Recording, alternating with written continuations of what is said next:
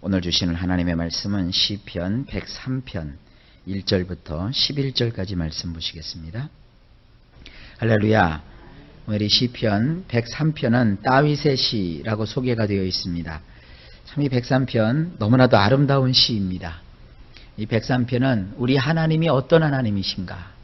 다윗이 그의 일평생 양치는 어린 목동에서 형제들 가운데서도 가장 멸시와 천대를 받는 그런 자였어요. 사람 취급도 못 받는 그런 자였어요. 어떻게 보면 가족들이 가족을 더 못 알아볼 때가 있습니다. 또 부모도 자기 자식을 그 능력을 따라서 제대로 잘 못 볼 때가 있습니다. 요즘이야 뭐 아이를 하나나 둘 나니까 다 귀하지요. 그러나 옛날에는 뭐 7, 8명 나누면 그 중에서 잘하는 애만 관심을 가질 수밖에 없지요. 그런데 그 다윗에게는 그 위로 형이 7명이나 있었어요. 늘 막내였지만 귀염을 독차지한 것이 아니라 무시, 또 멸시, 따돌림 뭐 그렇게 받았던 것 같아요. 사무엘 선지자가 이새의 집, 그 다윗의 아버지가 이새인데 이새의 집에 와서 하나님께서 택하신 그 이새의 아들 가운데 한 사람을 기름을 부어야 되는데 너희 아들을 다 모으라 그러니까 다윗 하나만 빼놓고 위 형들만 다 잔뜩 모아놨어요.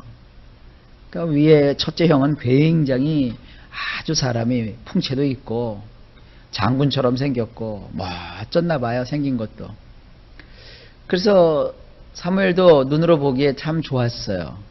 더군다나 7명이니까 얼마나 장정 7명이니까. 그래서 다 그렇게 하나님께 여쭤본 거예요. 첫째입니까? 아니다. 둘째입니까? 아니다. 셋째입니까? 아니다. 다 아니라는 거예요. 하나님께서요. 그래서 사무엘이 이새한테 물어봐요. 네 아들이 이 아이들이 다냐? 그러니까 이새가 아니요. 한 명이 더 있기는 있습니다만 그는 뭐 별변치 않는 놈입니다. 지금 뭐하냐? 그러니까 물론 성경에는 뭐하냐 이렇게 물어보 있지는 않았어요. 저기 들에서 양 치고 있습니다. 성경에 보면 그런 표현이 나와요. 다윗은 양의 뒤를 쳐다보는 자였다 그랬어요. 양이 이렇게 서 있으면 뒤를 보면 뭐만 보여요? 뭐 배변하는 것밖에 더 보겠어요. 그거 똥치는 자였어요. 똥치는 자. 그러니까 부모도 그의 잠재된 능력을 전혀 몰랐어요.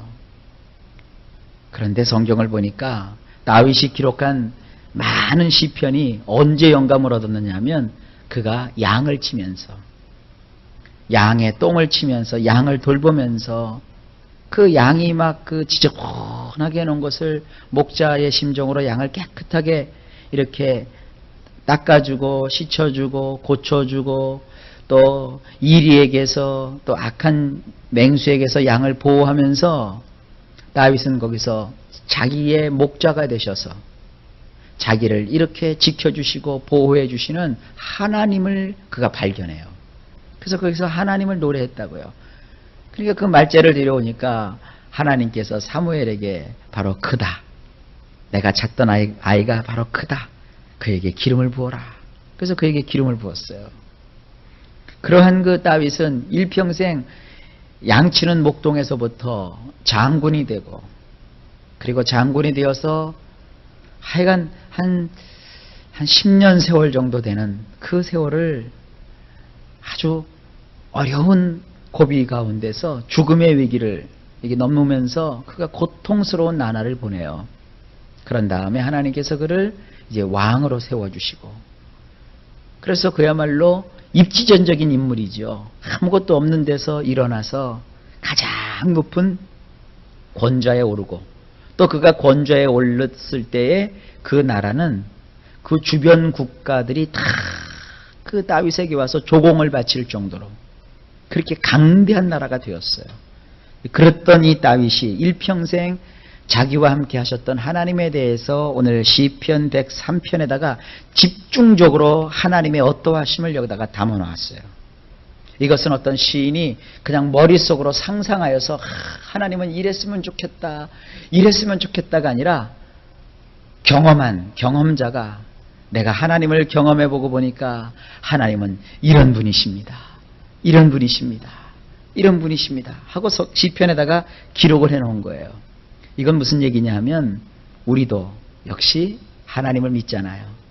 이 시편에 기록된 하나님의 성품, 하나님의 행하심, 하나님이 우리에게 함께 하심이 그대로 우리의 인생을 통하여 나타나게 되는 거예요. 다윗과 함께 하셨던 하나님은 바로 오늘 이 시간 우리와도 함께 해주시는 동일하신 하나님이세요.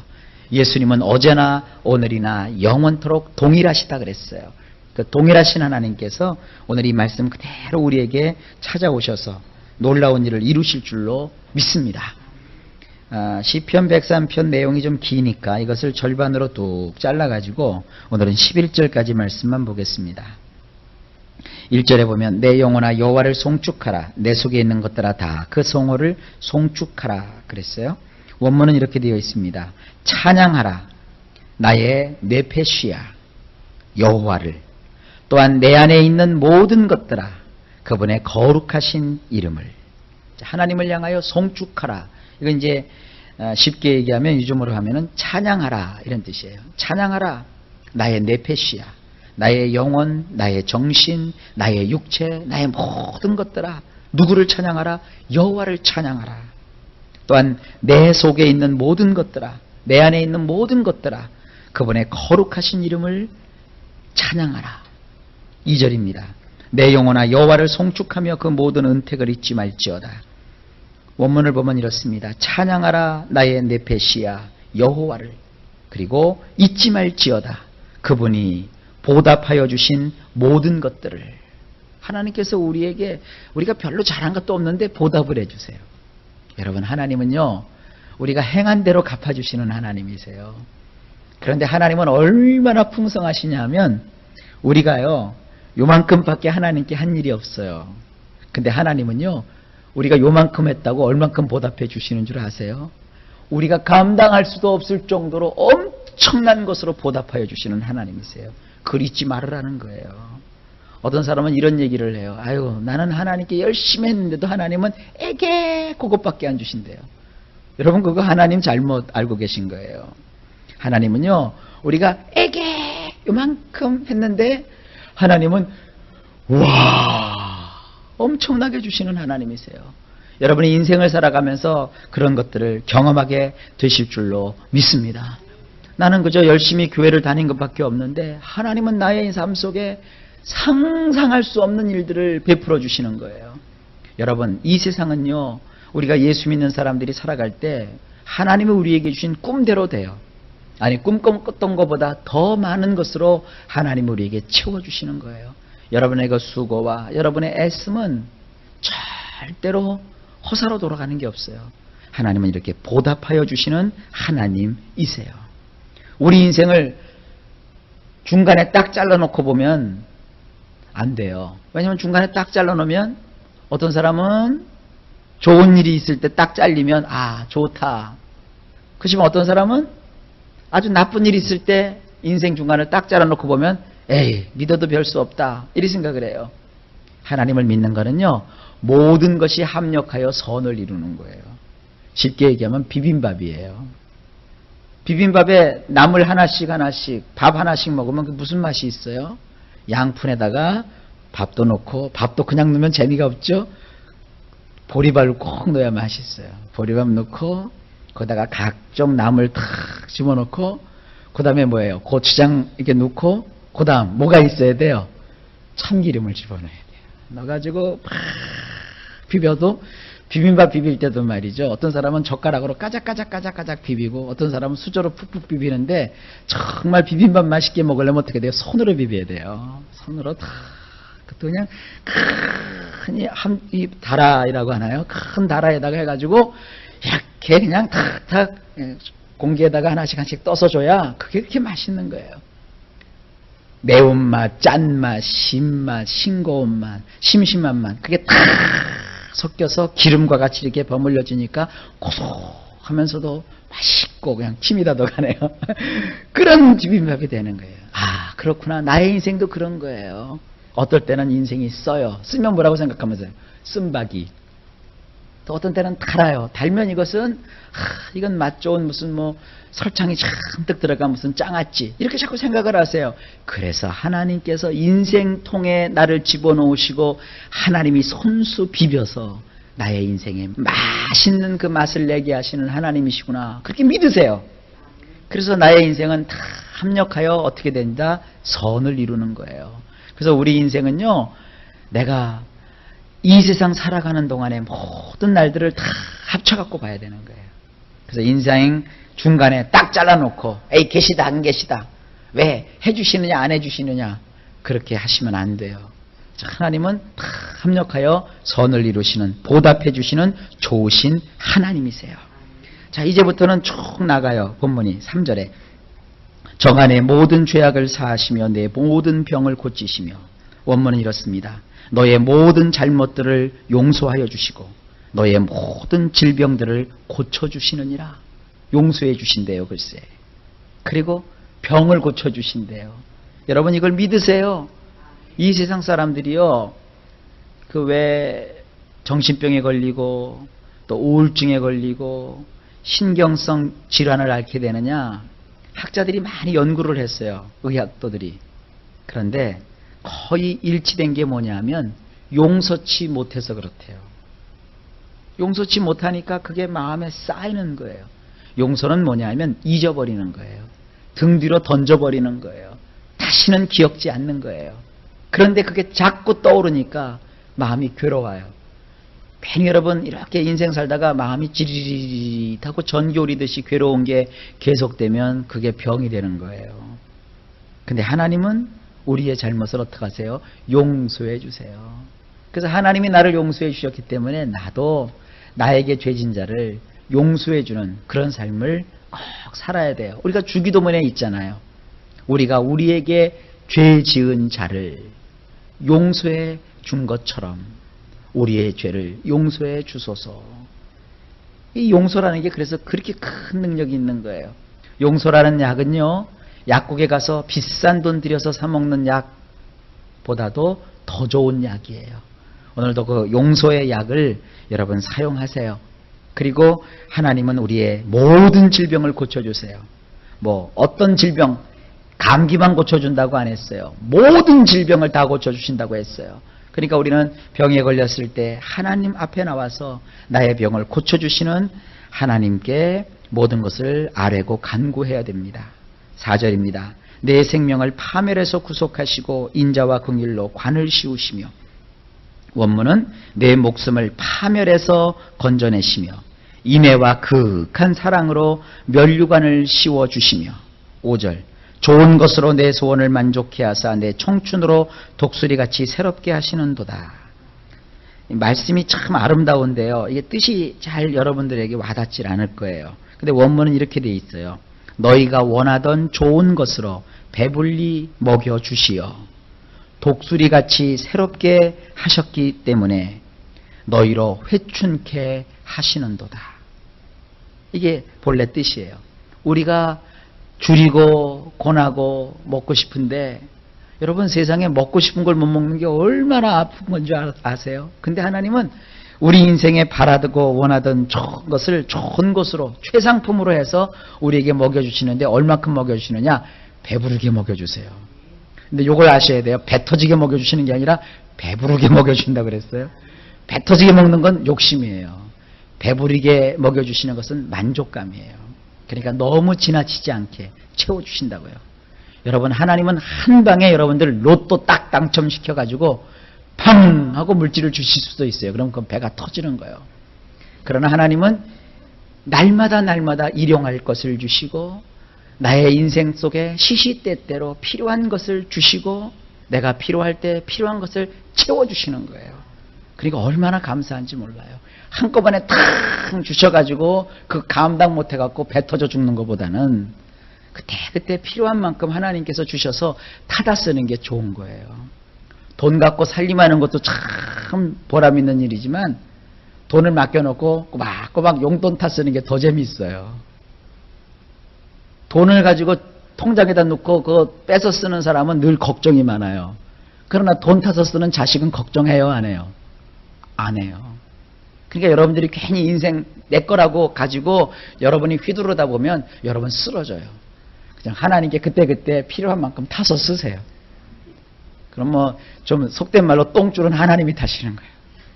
그러니까 하나님한테 우리가 늘 기도하는 거예요. 그러니까 여러분 기억하세요. 여러분 저나 여러분이나 지금 주머니에 아무것도 없어요. 그러나 하나님은 늘 주실 준비가 되어 있어요. 주머니 없다고 여러분들 실망하지 마세요. 낙심하지 마세요. 하나님을 의지해서 하나님은 좋은 것을 배불리게 주시는 하나님이세요. 그 다음에 독수리같이 새롭게 하세요. 지금 시간이 없기 때문에 독수리 얘기는 못하는데 좌우지간 이 독수리는요, 나이가 들었어도 회복되는 그런 그 특성을 가진 새입니다. 그런데 우리 인생으로 하나님께서는 회춘케 하신다는 거예요. 젊게 해주신다는 거예요. 6절입니다. 여호와께서 의로운 일을 행하시며 압박당하는 모든 자를 위하여 판단하시는도다. 원문은 의로운 일을 행하시는 여호와께서는 억압을 당하는 모든 자들을 위해서 샤파트를 행하시는도다. 7절 그 행위를 모세에게 그 행사를 이스라엘 자손에게 알리셨도다. 원문은 이렇습니다. 그분이 알려주셨도다. 그분의 방식들을 모세에게, 이스라엘의 자손들에게는 그분만이 하실 수 있는 일들을. 그렇기 때문에 우리는 하나님이 어떻게 우리를 대하실까 이거를 알려면 산속에 들어가서 기도만 하면 안 돼요. 하나님의 뜻이 어디 있는가. 여러분들 그저 머리 끈으로 묶고 엎드려 갖고 금식하고 기도만 해서는 안 돼요. 하나님의 뜻을 알려면 어떻게 되느냐. 모세에게 가서 배워야 돼요. 이스라엘 자손들에게 주신 말씀을 통하여서 하나님이 누구신지를 익혀야 돼요. 그러니까 두 가지예요. 그것을 어디다가 기록해 놓으셨어요? 모세에게 주신 말씀, 이스라엘 백성들에게 하나님이 행하셨던 그 일들을 이 성경에다가 기록을 해 놓으신 거예요. 그래서 하나님의 뜻을 알고 싶으면 기도도 해야 되지만 동시에 하나님의 말씀을 읽고 그 말씀을 배워야 되는 거예요. 그래야 하나님께서 우리 삶 속에 하나님이 원하시는 것이 뭔지를 밝히 보여주시고 우리가 그 뜻을 행함으로 삶 속에 하나님의 능력과 축복을 받을 수가 있는 것입니다. 8절입니다. 여호와는 자비로우시며 은혜로우시며 노하기를 더디하시며 인자하심이 풍부하시도다. 물론 우리 성경으로도 충분히 표현이 되어 있지만 원문으로 보면 조금 더 쉽게 다가와요. 원문을 보면 온정이 넘치시고 은혜로우신 여호와께서는 한참을 지나서야 진노하시고 인애가 풍성하시도다. 하나님은요 온정이 넘치시대요. 은혜로우시대요. 하나님도 화를 내긴 내셔요. 근데 당장 화내지 아니하시고 한참을 지나야 화나세요. 그러니까 하나님은 어지간하면 화를 안 내세요. 그러니까 여러분들 하나님 앞에서 잘하셔야 돼요. 하나님은 인애가 풍성하세요. 화를 내서 나를 혼내키기보다는 나를 참아주시고 곁에 함께해 주시고 나의 소리를 들어주시고 나를 격려해 주시고 이러신 하나님이시라는 거예요. 9절에 항상 경책지 아니하시며 노를 영원히 품지 아니하시리로다. 이것도 원문을 보면 이래요. 지속적으로 다투지 않으시며 영원히 마음에 두지 아니하시는도다. 하나님은요 어쩌다 우리를 책망하실 때가 있으세요. 잘못한 것에 대해서. 그러나 그것을 끝까지 무덤까지 가져가시는 분이 아니에요. 아주 집요한 분들이 있어요. 집요한 분. 어떤 사람이 뭘 잘못을 했어요. 그러면 이걸 용서해 줘야 되는데 10년 지났는데도 너 10년 전에 이랬지? 20년이 지났는데도 너 20년 돼도 그랬어. 20년 지나도 바뀐 게 하나도 없네 하고 끝까지 물고 늘어져요. 이 세상에서요 사람이 가장 자존심을 상할 때가 언제냐 하면 이거예요. 내가 무엇을 잘못을 했어요. 잘못을 했는데 그 잘못을 지적해 주는 사람이 있으면 아주 그게 싫어요. 자존심이 상해요. 근데 그보다 더 자존심이 상하는 게 뭐냐면 내가 잘못한 줄 알았어요. 그래서 그것을 고치려고 노력하고 애쓰는데 또 그걸 지적하면 그건 정말 자존심이 상해요. 실제로 여러분들 이렇게 인생을 살다 보면 그러잖아요. 어떤 사람이 친구예요. 친구는 이렇게 자꾸 여러분들 잘못 꼬집고 너 이거 잘해 자꾸 이렇게 꼬집으면 나중에 그 사람하고 가까워지질 않아요. 친구는 내가 좀 부족해도 나와 함께 해주고 이해해주는 사람이 친구가 돼요. 얄미운 사람은 뭐예요? 나도 잘못한 줄 알아서 내가 다시는 그거 안 하려고 하는데 꼭 그것만 꼬집어서 그것만 콕콕 찌르는 사람이 있죠. 근데 하나님은 그렇게 안 하신다는 거예요. 하나님은 지속적으로 그렇게 우리를 집요하게 쫓아다니면서 우리의 허물과 우리의 잘못을 꼬집어내거나 우리가 뭐 하나 잘못하면 그것을 마음속에 꽝하게 묻혀놓고 그거를 해소를 안 하고 끝까지 무덤까지 가지고 가는 그런 사람이 아니라는 거예요. 하나님은 영원히 마음에 두지 아니하시고 우리를 용서하시고 우리를 사랑해 주시는 그런 분이시라는 거예요. 그게 10절이에요.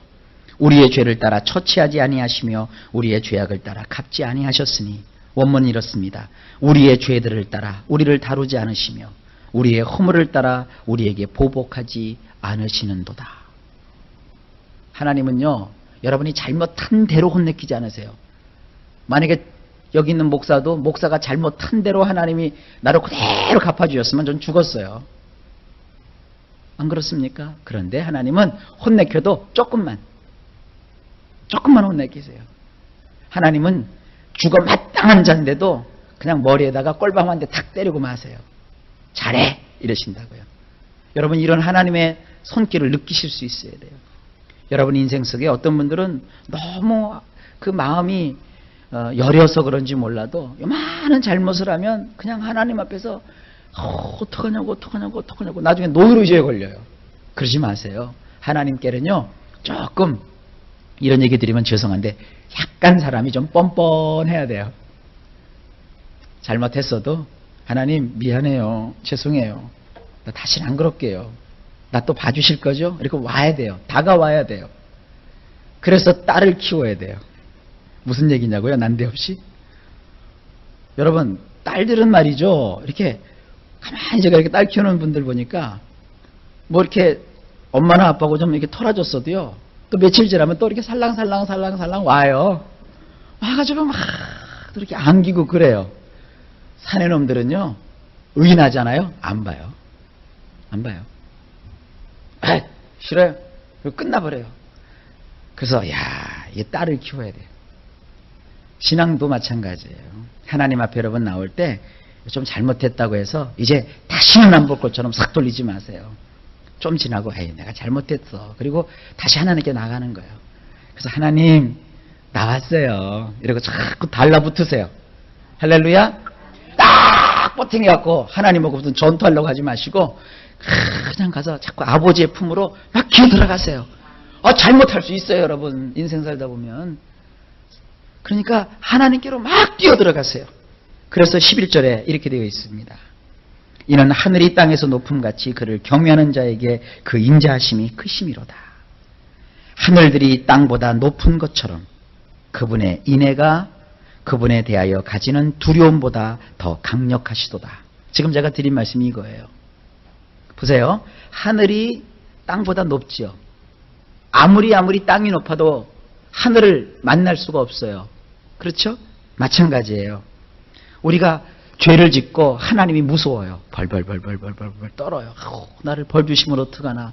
내가 이렇게 믿다가 내가 이렇게 살다가 지옥까지, 천국은 무슨 내가 문턱도 못 갈 것 같아. 그렇게 막 우리가 두려워요. 그런데 우리에게 베풀어 주시는 하나님의 인애는 하늘 같으세요. 여기 굉장히 중요한 거예요. 하늘, 땅이 나와요. 우리가 가지는 두려움은 땅이에요. 하나님이 주시는 그 인애는 하늘이에요. 우리가 아무리 하나님 앞에 뭐 잘못해서 두려워하는 건 그건 당연하죠. 하지만 우리의 그 두려움보다도 더 큰 사랑과 인애로 하나님이 우리를 덮으신다는 거예요. 이건 다윗이요. 그 일생 속에 하나님 앞에 큰 범죄를 저질렀어요. 어느 정도 범죄를 저질렀냐면 남의 아내 빼앗았어요. 그건 간통죄죠. 간통이죠. 그리고 또 하나는요. 그가 어떤 일을 벌였냐면 그거를 이루기 위해서 그 여자의 남자를 죽였어요. 살인을 했다고요. 우리 인간 도의로 볼 때 그거보다 더 큰 죄가 어디 있겠어요. 근데요. 놀라운 건 하나님이 그것도 어떻게 하셨어요? 용서해 주셨어요.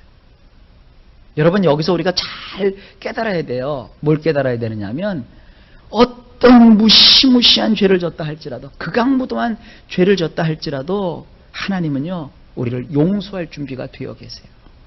이거를 악용한다면 그건 하나님의 자녀가 아니죠. 하나님의 은혜를 받는 수혜자 입장에서 이걸 깨달으면 큰 은혜가 돼요. 나 같은 죄인도 하나님이 용서해 주신대요. 여러분, 이 은혜를 여러분이 인생 동안에 알게 되시고 또 체험하게 되실 것이고 전하셔야 돼요. 하나님은 참 좋으신 분이십니다. 이런 좋으신 하나님을 찬양하라고 다윗이 말하고 있어요. 여러분들 이 좋은 하나님을 찬양하시면서 오늘도 종일토록 도우시는, 사랑이 넘치시는, 강한 사랑으로 우리와 함께 하시는 이 하나님을 경험하시는 복된 날이 되시기를 예수님의 이름으로 축복합니다.